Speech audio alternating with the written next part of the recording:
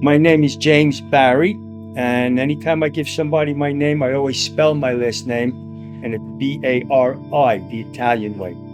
I was born, raised, and still live right here on Mulberry Street. I never moved, but I'm here 66 years.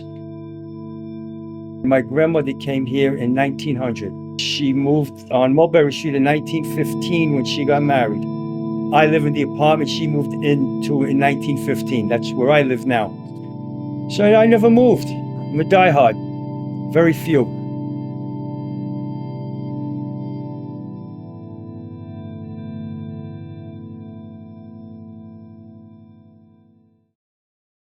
I remember Little Italy, when it was Little Italy, as far as the eye could see, north, south, east, and west, and when I was growing up. I am second generation.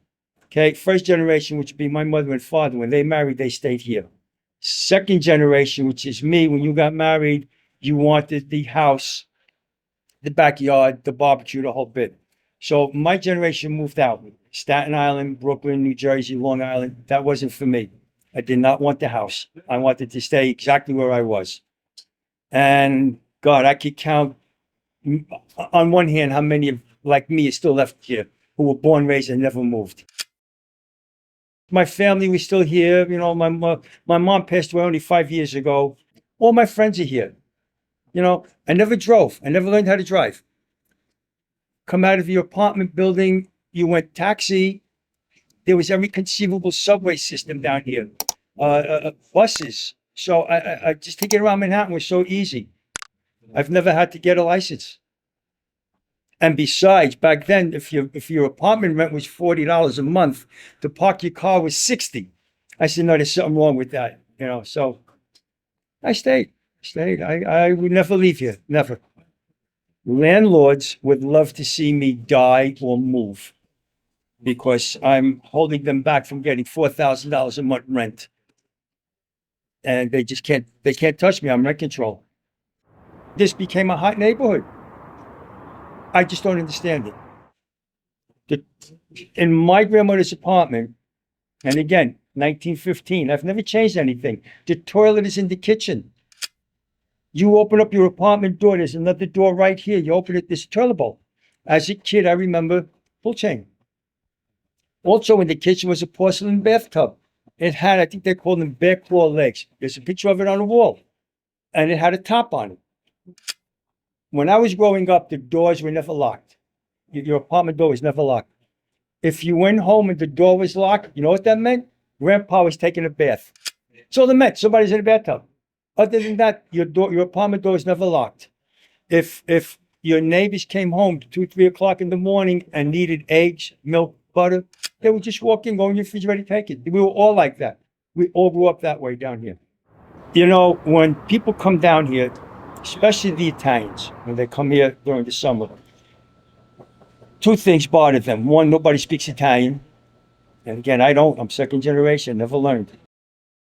Another thing that disturbs me, they say Chinese took over the neighborhood. I say, well, no. Nobody took over the neighborhood. When the Italians came into this country, I think it was like 1898 to about 1906, as they came in, this was all Irish down here. It's 100% Irish. As the Italians came in, the Irish moved out.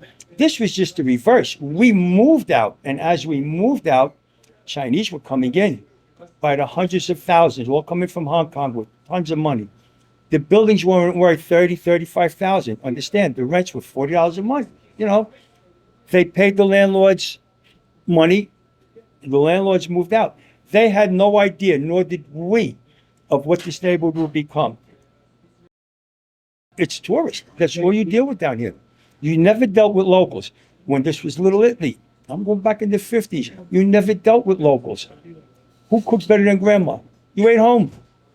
So this was always. About 2 weeks ago, a friend and I were sitting outside trying to think of how many restaurants were in Little Italy again, when this was really, I think we named 10. Now there's about 50 on 3 blocks, all on Mulberry Street. So, I mean, it changed a lot. At one time, there was my grandmother, my grandfather, my uncle, my mother, myself, my brother, my sister. There was 7 of us in the apartment at one time. Now it's me and my son, and I don't know how we did it. There was room. I don't know. It's the same rooms. Nothing's changed. But you sat 10, 12 people at the table for dinner. You took the table and you just extended it into the living room and you ate. During the holidays, there's only one guy that still does it across the street. If you go outside later and look at the fire escape, he has the San Gennaro poster and the Italian flag, the American flag. Michael. He's the only one until today still does it for Christmas. Years ago, every single fire escape in this neighborhood had lights. It had a wreath. It had something. Now it's Michael and maybe one more. And I'm not only talking Mulberry Street. I'm talking Mulberry Street, Mott Street, Elizabeth Street. This was all Little Italy. This was all Italian. All of it. It's all gone. It's all corporations now. Within 10 years, Little Italy is going to be gone. Very simple. If you don't own the building where you have your business, you're in a lot of trouble. These are corporations. If your lease is up, they're tripling and quadrupling your rent. That's a nice way of saying, get out. Not many businesses down here own the building. I'm one of them. I have 6 more years left here. You're getting NYU students. They're moving 2 and 3 to an apartment to share the rent. The rents here are ridiculous. They're insane. 2 and 3 to an apartment. You're getting the Wall Street type of person. Those are the only ones who can afford the rents down here. There are no more families. You don't see any children down here except for maybe a couple of Chinese kids. But there were no more families like I knew. I grew up in a building where we hung out. There was about 15 of us. Basically the same age. There was maybe a year difference, younger or older. You don't see that anymore. St. Patrick's School. I went there from 1954 to 1963. They just sold the building. They sold the school 2 years ago. They're closing churches down like there's no tomorrow. There's no more parishioners. Not making money, close them down. And that's what happened to this whole neighborhood.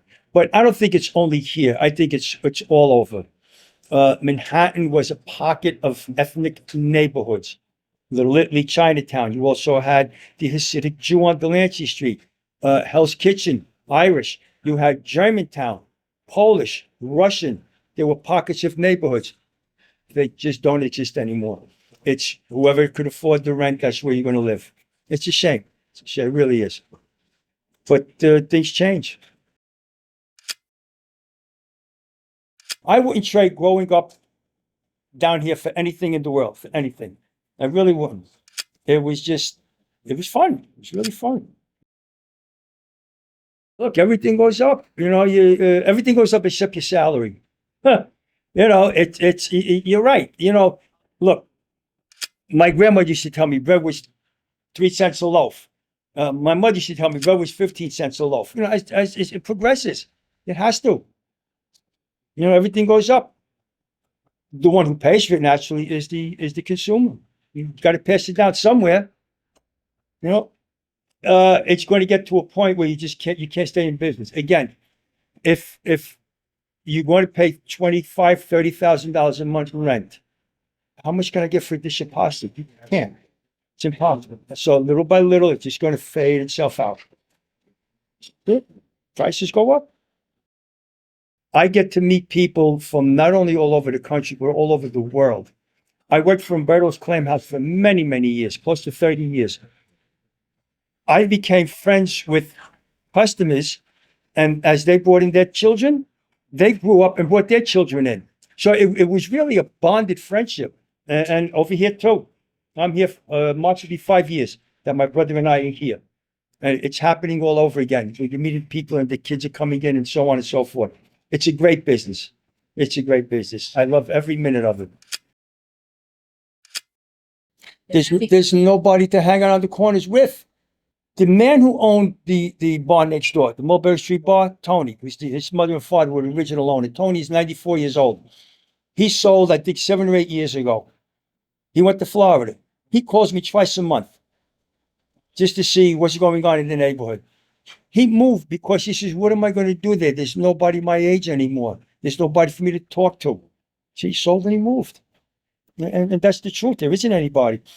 Lucy was one of the last matriarchs of the neighborhood. She would have been 99, I believe, on July 30th. She passed away 3 months before her birthday. That was very sad. That was very sad. She was one who was born, raised, and still lived in the same apartment. She's my mother's best friend. Yeah, so there's nobody to hang out with anymore. I don't think I can name 5 guys that I grew up with down here right now. And that's sad. It really is.